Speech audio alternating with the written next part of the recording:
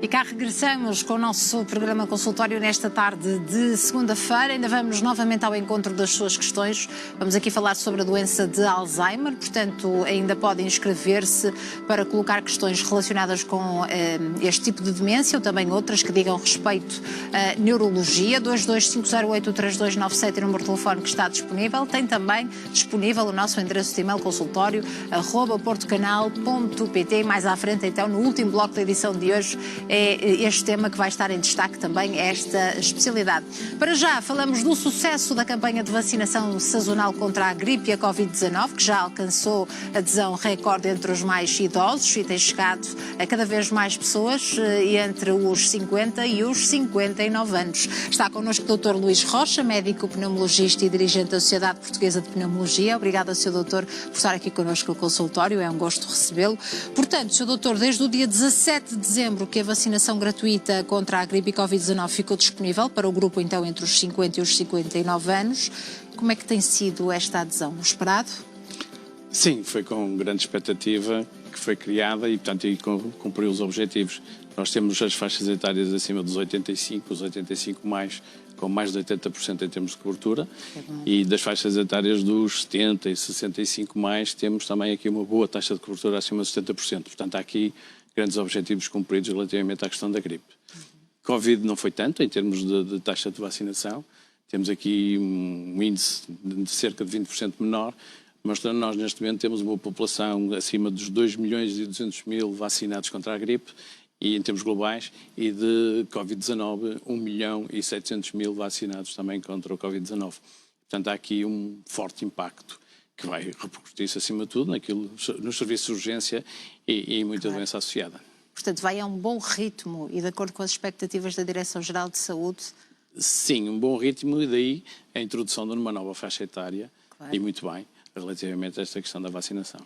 Portanto, Sr. Doutor, podemos dizer que a população está mais sensibilizada para a vacina da gripe e também da Covid-19 e reconhece os seus efeitos?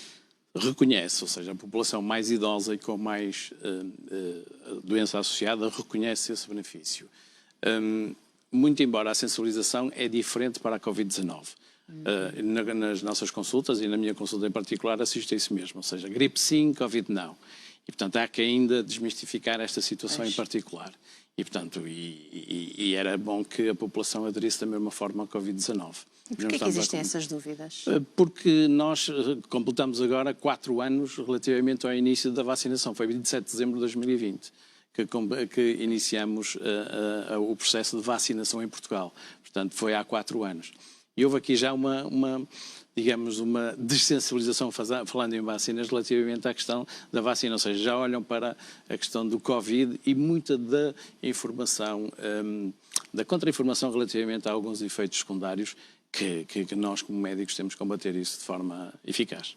Há muitas dúvidas sobre se podem tomar as 2 vacinas ao mesmo tempo, por exemplo? Dúvidas e também a conversa, digamos, de café de corredor, sim, relativamente aos efeitos secundários, de que ouviu um amigo que disse que teve, e portanto são situações que os profissionais de saúde devem combater, porque a eficácia está meramente comprovada, ou seja, largamente comprovada relativamente ao seu efeito Já positivo. Agora aproveito este espaço aqui público, essas 2 vacinas podem ser tomadas em simultâneo? Perfeitamente, uma em cada braço. Eu próprio fiz uma em cada braço, já no início de outubro, e portanto é uma situação que é feita em secundário. Se quiserem separar, podem fazer no dia seguinte, mas podem ser feitas no mesmo dia em simultâneo, uma em cada braço. E que efeitos adversos são mínimos. Pode normais, ter sim, pode ter um efeito adverso local, na zona da administração.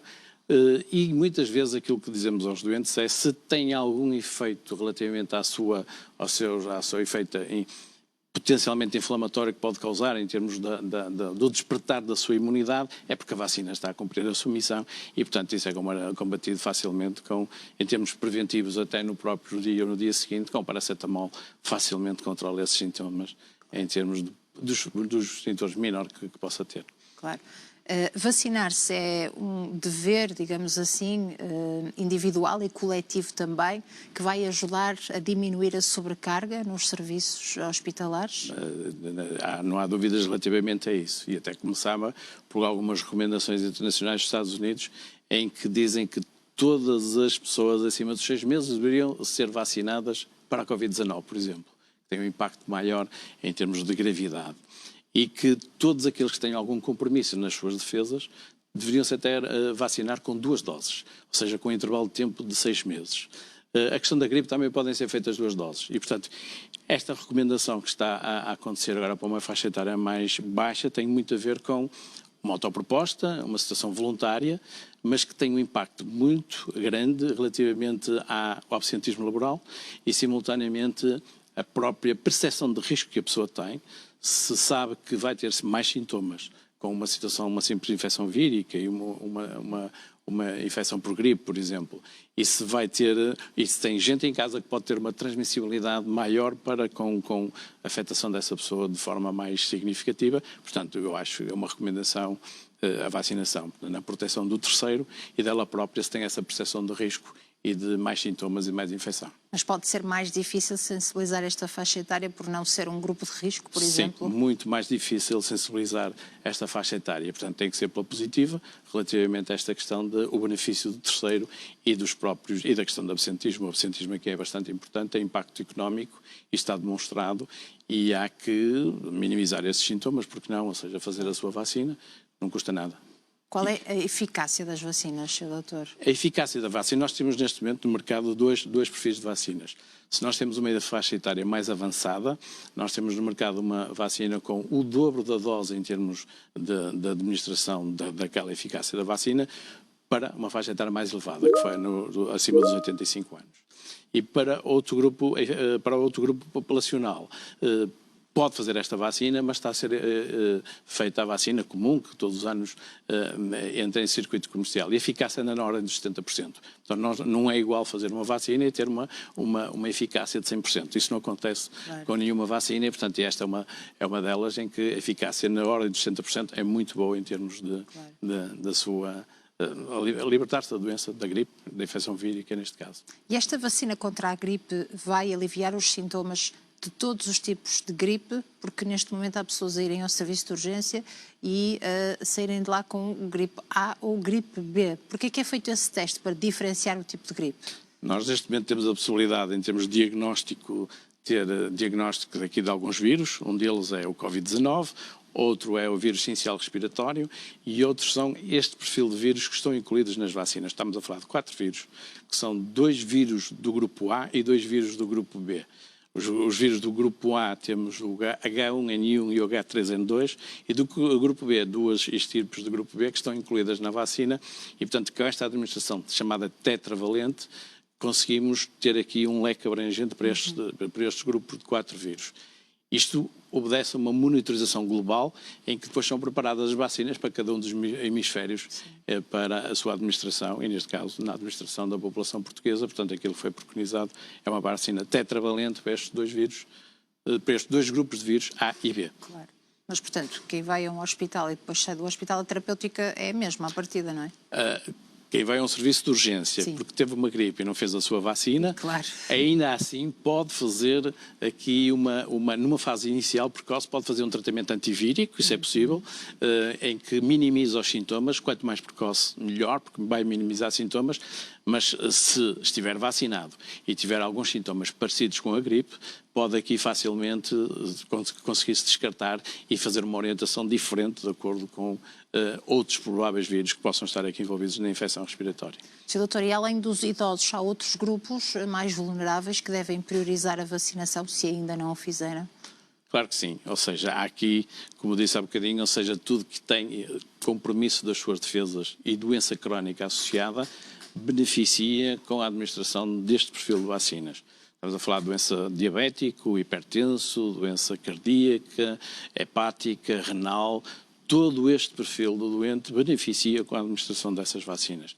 Isto porquê? Porque toda a outra patologia que tem pode descompensar. E descompensa leva a um serviço de urgência, leva a internamento, cuidados intensivos e mortalidade. Continuamos a falar aqui em mortalidade. E doenças respiratórias também. E as doenças respiratórias, claro que estão aqui o foco principal, a doença respiratória em toda esta situação, o asmático, o doente com um bronquite com a chamada DPOC e o doente com uma patologia mais avançada em termos de outras patologias respiratórias crónicas que têm um impacto muito forte e negativo que leva muitas vezes este doente a precisar de cuidados intensivos, e aqui a mortalidade, estamos a falar de uma mortalidade elevada nestes grupos, tanto da faixa etária como patologia associada. E fala precisamente em mortalidade. Há pessoas que morrem com Covid e com gripe. Perfeitamente, ou seja, temos aqui, quando nós falamos, se nós avaliarmos o excesso de mortalidade que ocorre nesta altura do ano, temos aqui o grande impacto da gripe relativamente à mortalidade. Claro que se formos verificar os certificados de óbito neste contexto, muitas vezes temos aqui a causa que levou à morte, podia ter sido a gripe, mas temos muitas vezes outras doenças associadas que estão no certificado de óbito e que, em termos de quantificação de mortalidade direta pela gripe, não está quantificada. O objetivo é as pessoas então vacinarem-se, mas o que é que se espera nos serviços de saúde após as festividades, Sr. Doutor, em que as famílias e os amigos se reúnem? Portanto, Natal e agora passagem de ano.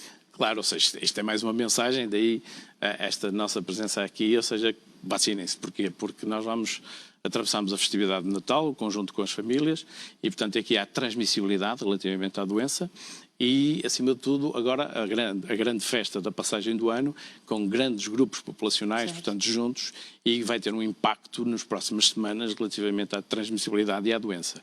Portanto, nós vamos assistir com grande probabilidade em janeiro e fevereiro um pico aumentado relativamente a estas infecções víricas sazonais aqui presentes. Portanto, protejam-se, façam a vacina e, se tiverem que usar máscara, mais uma vez usem-na sem problema absolutamente nenhum. Perdemos um bocadinho alguns daqueles ensinamentos que fomos adquirindo com a Covid-19, nomeadamente a utilização da máscara. Sim, sem dúvida, ou seja, mas pode ser usada e continuamos a assistir ao uso de máscara muitos doentes e mesmo não doentes, na consulta quando é aconselhado fazer esse uso de máscara, dizem, mas eu não estou doente. Sim, mas acima de tudo está-se a proteger e pode proteger um terceiro se eventualmente estiver com gripe. Muito bem, muito obrigada por ter estado aqui connosco no consultório mais uma vez e um bom ano 2025. Obrigada, doutor. Muito obrigada.